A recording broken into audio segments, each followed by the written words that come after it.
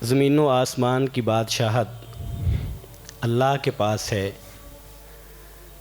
یخلق ما یشاء، جو وہ چاہتا ہے سو وہ پیدا کرتا ہے۔ چونکہ بادشاہت اس کی ہے، اپنی منشا کے مطابق جو چاہتا ہے وہ پیدا کرتا ہے۔ یہب لمن یشاء اناثا، وہ چاہتا ہے تو بیٹیاں دیتا ہے۔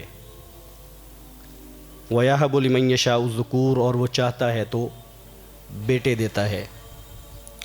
او يُزَوِّجُهُمْ ذُكْرَانًا وَإِنَاثًا، اور اگر وہ چاہتا ہے تو بیٹے اور بیٹیاں ملا کے دیتا ہے۔ وَيَجْعَلُ مَن يَشَاءُ عَقِيمًا، اور اگر وہ چاہتا ہے تو بانچ کر دیتا ہے، نہ بیٹے دیتا ہے نہ بیٹیاں دیتا ہے، اور نہ بیٹا دیتا ہے اور نہ بیٹی دیتا ہے۔ انہو علیم قدیر، بے شک وہ خوب جاننے والا ہے اور وہ قادر ہے۔ یہ کائنات اللہ نے بنائی ہے،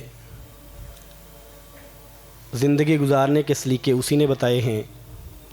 بہت ساری چیزیں انسان کے اختیار میں دے دیں اور بہت ساری چیزیں اللہ تعالیٰ نے اپنے اختیار میں رکھ لی۔ جو چیزیں اللہ کے اختیار میں ہیں اور انسان کے اختیار میں نہیں دیں، وہ اللہ ہی کا اختیار ہے، اس میں کسی شخص کو مداخلت کرنے کی ضرورت نہیں ہے۔ قرآن مجید کی آیت مبارکہ میں اللہ تعالیٰ نے اپنی بادشاہی کا ذکر کیا ہے اور اپنے اختیار کا ذکر کیا ہے، اور اپنا اختیار ذکر کرنے کے بعد یہ بات فرمائی کہ میں کسی کو بیٹیاں دوں تو یہ میرا اختیار ہے، کسی کو بیٹوں سے نوازوں تو یہ میرا اختیار ہے، ملا کے دے دوں یہ میرا اختیار ہے، اور کچھ بھی نہ دوں تو یہ بھی میرا اختیار ہے۔